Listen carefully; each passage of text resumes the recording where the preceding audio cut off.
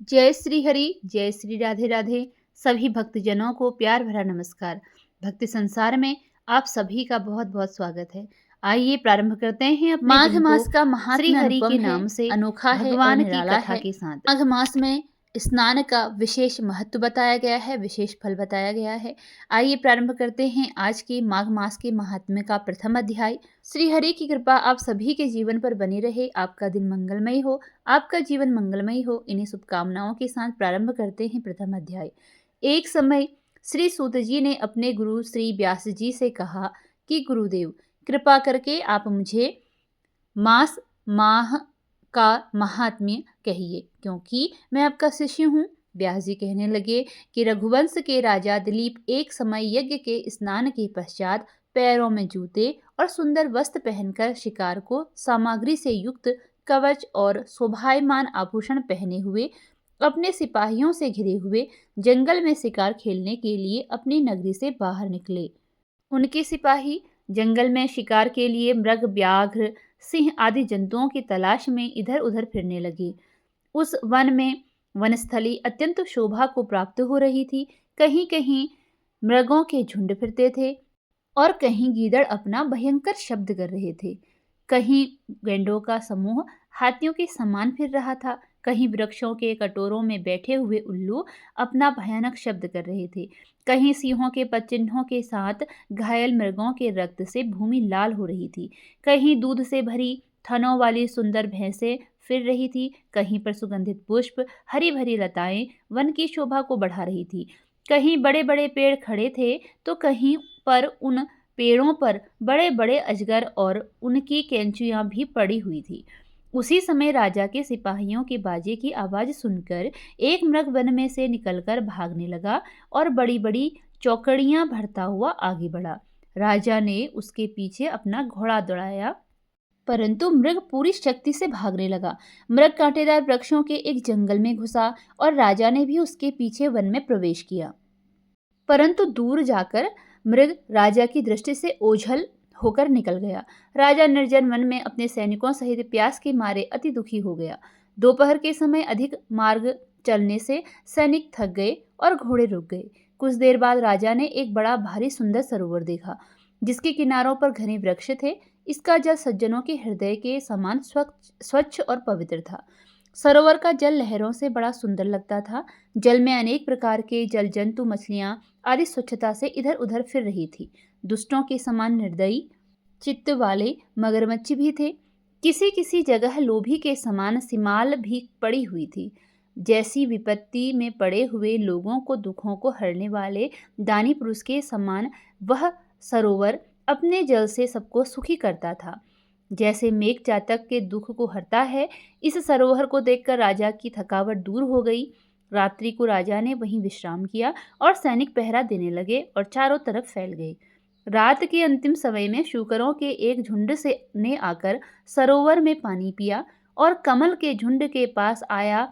तब शिकारियों ने सावधान होकर शुकरों पर आक्रमण किया और उनको मारकर पृथ्वी पर गिरा दिया।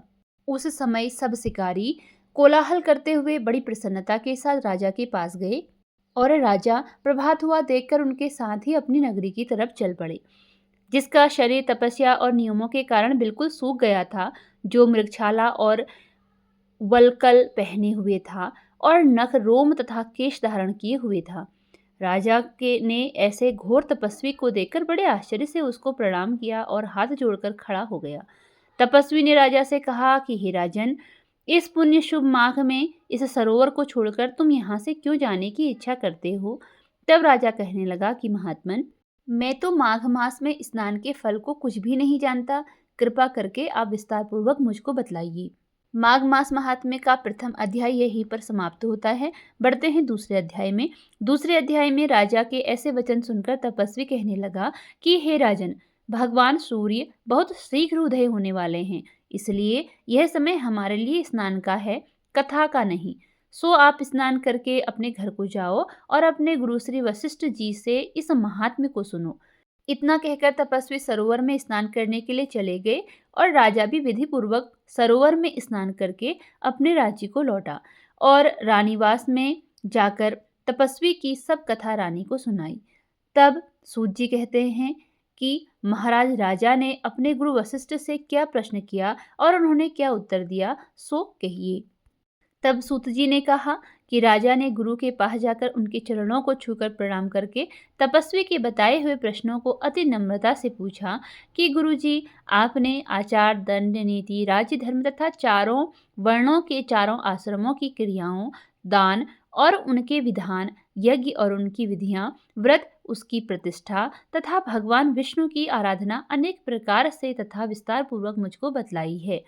अब मैं आपसे माघ मास के स्नान के महात्म्य को सुनना चाहता हूँ, सो हे तपोधन, नियम पूर्वक इसकी विधि समझाइए।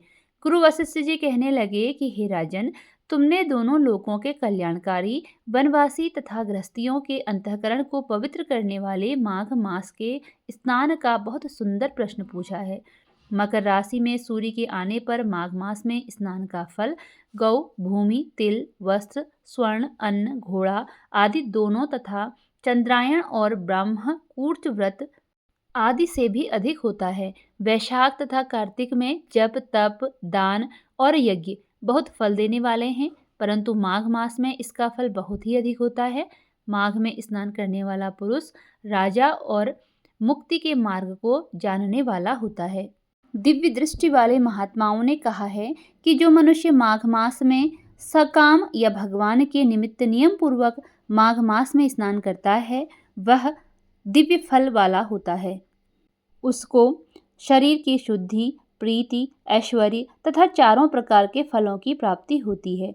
अदिति से बाहर वर्ष तक मकर संक्रांति में अन्न त्याग कर स्नान किया, इससे तीनों लोकों को उज्ज्वल करने वाले 12 पुत्र उत्पन्न हुए। माघ में स्नान करने से ही रोहिणी, सुभगा, अरुंधति दानशीलता हुई और इंद्राणी के समान रूपवती होकर प्रसिद्ध हुई। जो माघ मास में स्नान करते हैं तथा देवताओं के पूजन में तत्पर रहते हैं, उनको सुंदर स्थान, हाथी और घोड़ी की सवारी तथा दान और द्रव्य प्राप्त होता है। अतिथियों से उनका घर भरा रहता है और उनके घर में सदा वेद ध्वनि होती रहती है। वह मनुष्य धन्य है जो माघ मास में स्नान करते हैं, दान देते हैं तथा व्रत और नियमों का पालन करते हैं, और दूसरों के पुण्यों के क्षीण होने से मनुष्य स्वर्ग से वापस आ जाता है। परंतु जो मनुष्य माघ मास में स्नान करता है, वह कभी स्वर्ग से वापस नहीं आता। इससे बढ़कर कोई नियम, तप, दान, पवित्र और पाप नाशक नहीं है। भृगु जी ने मणिपर्वत पर विद्याधरों को यह सुनाया था। तब राजा ने कहा कि ब्राह्मण भृगु ऋषि ने कब मणिपर्वत पर विद्याधरों को उपदेश दिया था, सो बताइए। तब ऋषि जी कहने लगे कि राजन, एक समय 12 वर्ष तक वर्षा न होने के कारण, सब प्रजा क्षीण होने के कारण संसार में बड़ी उद्विग्नता फैल गई। हिमाचल और विंध्याचल पर्वत के मध्य का देश निर्जन होने के कारण श्राद्ध, तप तथा स्वाध्याय सब कुछ छूट गए। सारा लोक विपत्तियों में फंसकर प्रजाहीन हो गया। सारा भूमंडल फल और अन्न से रहित हो गया। तब विंध्याचल से नीचे बहती हुई नदी के सुंदर वृक्षों से आच्छादित अपने आश्रम से निकलकर श्री भृगु ऋषि अपने शिष्यों सहित हिमाचल पर्वत पर गए। इस पर्वत की चोटी नीली और नीचे का हिस्सा सुनहरी होने से सारा पर्वत पीतांबरधारी श्री भगवान के सदृश लगता था। पर्वत के बीच का भाग नीला और बीच बीच में कहीं कहीं सफेद स्फटिक होने से तारों से युक्त आकाश जैसी शोभा को प्राप्त होता था। रात्रि के समय वह पर्वत दीपकों की तरह चमकती हुई दिव्य औषधियों से पूरित किसी महल की शोभा को प्राप्त होता था। वह पर्वत शिखरों पर बांसुरी बजाती और सुंदर गीत गाती हुई किन्नरियों तथा केले के पत्तों की पताकाओं से अत्यंत शोभा को प्राप्त हो रहा था। यह पर्वत नीलम, पन्ना, पुखराज तथा इसकी चोटी से निकलती हुई रंग बिरंगी किरणों के से इंद्रधनुष के समान प्रतीत होता था। स्वर्ण आदि सब धातुओं से तथा चमकते हुए रत्नों से चारों ओर फैली हुई अग्नि ज्वाला के समान शोभायमान था।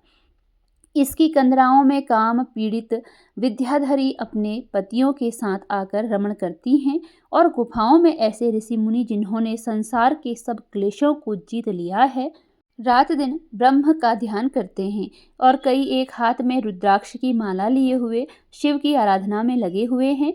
पर्वत के नीचे भागों में जंगली हाथी अपने बच्चों के साथ खेल रहे हैं तथा कस्तूरी वाले रंग बिरंगे मृगों के झुंड इधर उधर भाग रहे हैं। यह पर्वत सदा राजहंस तथा मोरों से भरा रहता है, इसी कारण इसको हेमकुंड कहते हैं। यहाँ पर सदैव ही देवता, गुह्यक और अप्सरा निवास करते हैं। इसी के साथ माघ मास महात्म्य के दूसरे अध्याय का समापन होता है। मिलते हैं अगली वीडियो में तीसरे अध्याय के साथ। धन्यवाद।